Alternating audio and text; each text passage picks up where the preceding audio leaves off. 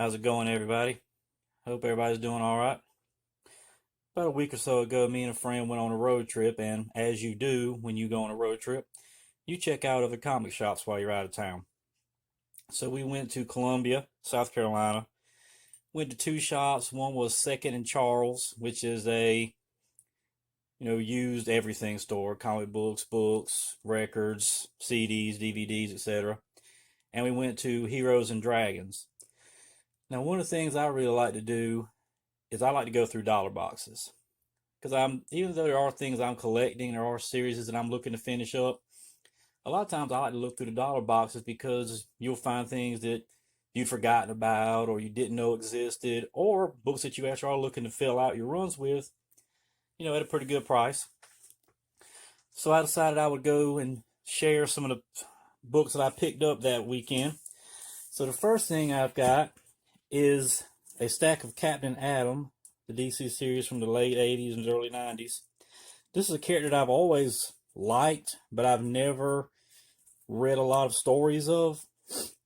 I'd found a lot on eBay not too long ago, the first several issues, and when I started reading them, I really liked them. So I've gone back and decided to finish up this run. These are all, $1 a piece that I found between both stores. So now I think I only have about 4 or 5 issues of this series left, and it will be complete. And I'm looking into maybe going back and picking up some of the pre-DC Captain Atom books that were from the Charlton series. I think a lot of them are either in archive editions, collections, and I think there's a few like later issues you can get that aren't too terribly expensive. This volume ran 57 issues, I believe. You gotta love this cover. Attack of the Zombie Dolphins. That's money. And if I'm not mistaken, I think when this series ended, they were planning on having Captain Atom be the villain in Armageddon 2001, which at the last minute they changed their mind and made it Hawk from the Hawk and Dove series, which I think left a lot of fans kind of cold because, that wasn't as big a deal. Next, I've got a few issues of the Spectre Volume 2, also from the late 80s. Here's in the annual. And then the excellent Volume 3 series by John Ostrander and Tom Mandrake. I've got the first 2 trade paperbacks, so now I'm filling in the issues that trade paperback leaves off. And then here was the kind of controversial, yet still fairly good Spectre volume by J.M. DeMatteis, where Hal Jordan was the Spectre. So you have a lot of mixed feelings on that one, but the series itself really wasn't bad, but I do prefer my Spectre to be Jim Corrigan and Green Lantern to be Hal Jordan. Next, another character I've always liked that I never read a lot of the old stuff, mostly just newer appearances. The Blue Devil series, again, these were all dollar box issues. I think I need 3 more and I'll have this whole run. This is a fun series, but I have read of, but I have enjoyed. Next up, I'm a big Jack Kirby fan, and also a very big fan of the New Gods, Fourth World stuff. So I try to pick up anything with those characters whenever I come across it. So here we have a stack of the Volume 2 Mr. Miracle series. 12, 15. So I've gotten the majority of this now. Not too many left to have this complete series. Big Barda. And also I've got a stack of the New God series that was going at the same time. Still, I've got quite a ways to go on this one before I finish it up. Fun thing about this cover is, though, even though it isn't a John Byrne cover, it looks a lot like one. So I think there's a lot of influence there on the artist. Alrighty. Most of the stuff that I bought from these back issues from the dollar boxes was like 80s, 90s DC. Stuff that I didn't read that much when I was a kid that as characters I like that I'm more interested in just reading than anything else. Filling in my Martian Manhunter series. The last, well, not the last volume, but the longest volume the character had. This character I always felt had a lot of potential that just never gets touched on. And I feel like John Ostrander, although he did a really good job this series, I feel like even he was overwhelmed with the open slate of this character and kind of jumped all over the place, trying to cover as much ground as he could while he could. So next up, I found a really good stack at Heroes and Dragons of Dr. Fate. The two mini-series stuff, and then the first ongoing series, also again by James DeMatteis. Another character I've always really liked, but I've only ever read him in guest appearances and team book issues, Justice League and things like that. So I'm really looking forward to sitting down with these and actually really reading into the character. Still got a pretty good ways to go on this one to finish it up, but still that's a very big chunk at all $1 a piece, so you really can't go wrong. Next up, kind of going back to the DC, here's Underworld Unleashed. That was one of the first kind of big events from DC that I remember reading when I was a kid. So here's a New Gods tie-in to that. Another character I've always been a big fan of, and also another Jack Kirby character, was Etrigan the Demon. This was his longest volume, and a lot of it, I think, had kind of turned into like a comedy series. But, I still like the character, so that's fine. A few more Martian Manhunters. This is a series, went 36 issues.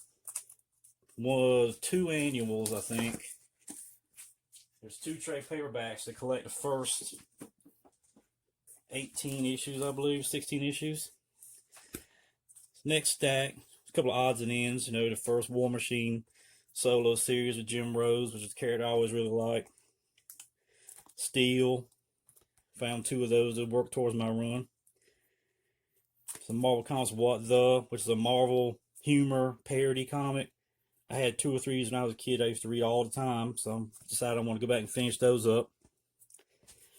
When I first really got into continuous collecting around 95, 96, the Ultraverse was just starting. And I really enjoyed a lot of the Ultraverse books. I think they get kind of a bad rap now. A lot of people don't know about them, or they are just downplayed. But if you are going through your dollar box, quarter box, whatever it may be, and you come across some Malibu books, the Ultraverse books, they're worth giving a read. And Rune is a character that I always liked the way he looked.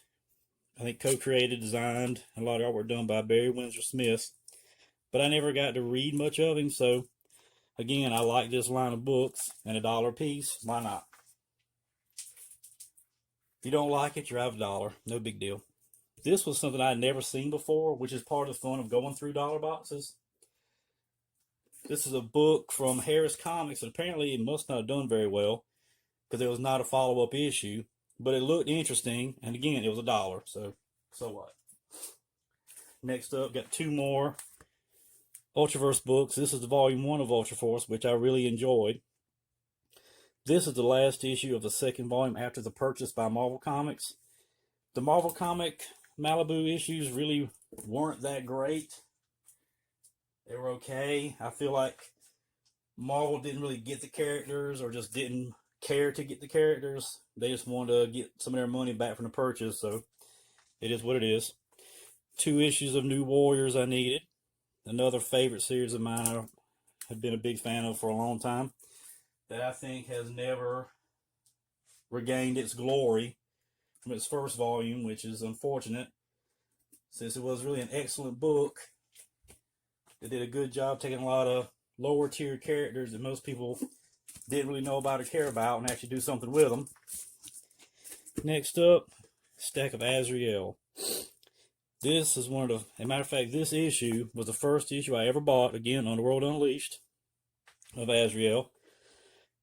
This is one of the first books that I started continuously collecting when I first really got back into it, or really into it at all, seriously.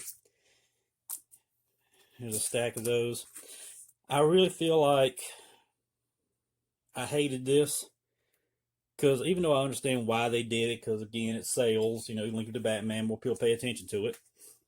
But I feel like the character was different enough and strong enough that he didn't need that branding, that he didn't need that constant referral back to Batman.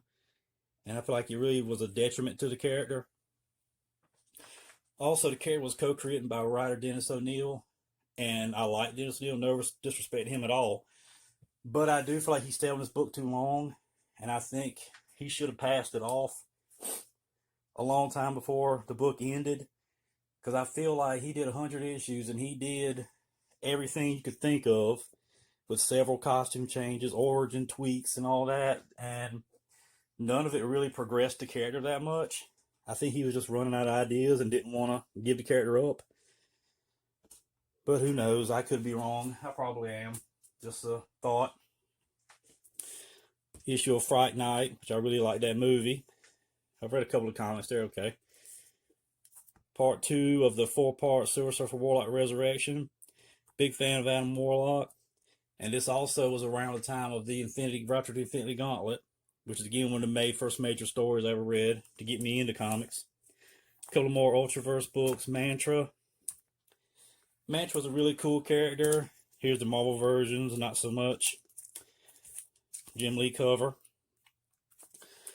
The regular Malibu version I really liked, because to me it was a pretty unique concept of these mystical warriors and this evil wizard they're in constant battle with across dimensions. And as the warriors die, they're resurrected by a good wizard on their side. But in this case, when this warrior Lucchese dies, before the wizard can successfully resurrect him, the spell is interrupted, and instead of being resurrected in a warrior in that dimension, he gets resurrected as a modern-day woman, which led to a lot of interesting, story ideas and interactions. So I thought that was a pretty unique concept. And my last stack here is a little bit of a random stuff. The first volume of Shadowhawk. I remember when these were brand new on the shelf, just came out. I had this. I never had all 4. I bought the first 2, I think, because I was a kid. Anything that looked cool you bought. And Shadowhawk was a pretty decent series, but again, it's mostly nostalgia. That I bought these $1 a piece. Why not? I liked them. Also, same here, Alliance. I bought it when it first came out, so I thought it looked cool. Only went 3 issues, but again, nostalgia. This was a series from here called Brass. It was a 3-issue miniseries. The number 2 I have to re-get, but again, the story was pretty good and the art was excellent. That artist, I don't think really did a whole lot before he disappeared, but again, if you come across this, it's very much worth looking at. Dead King from Chaos Comics. Huge Chaos Comics fan. Brian Pulido seems to be a great guy, great writer. Great with his pick customers, his fans. Stephen Hughes is a great guy. I managed to meet them one time at a Heroes Convention in Charlotte, North Carolina. Man, probably 93, 94. They were great guys, and I enjoyed their line of books. I snag those wherever I come across them. These 2 just look cool because I like horror comics and old horror comics. This is a play off of The Seduction of the Innocent, book by Frederick Wertham, which led to a lot of comic book censorship and destruction in the 1950s. So it's interesting to kind of playing off that and reprinting some of the, stories of the time that he felt were causing problems. But, yep, that was my dollar bin dive. Very successful. Got a lot of good stuff. A lot of stuff I needed. A lot of stuff I didn't know existed but thought looked cool. So, again, it's always worth digging through your dollar boxes. And guys, thank you for joining me. I hope you saw something you like. Maybe you want to check out. You want to research further, which I recommend. Again, thank you. Subscribe, like, comment. If you enjoy the content, please comment What else would you like to see? What would you like me to talk about? Any ideas that you have? And also, please check the links below. There are links to my Instagram, eBay, and Etsy pages. I do have some artwork for sale and other things. And Instagram is my primary platform where I post more often than anywhere else. So if you guys want to check it out, I'd appreciate it. Thank you. Have a good one.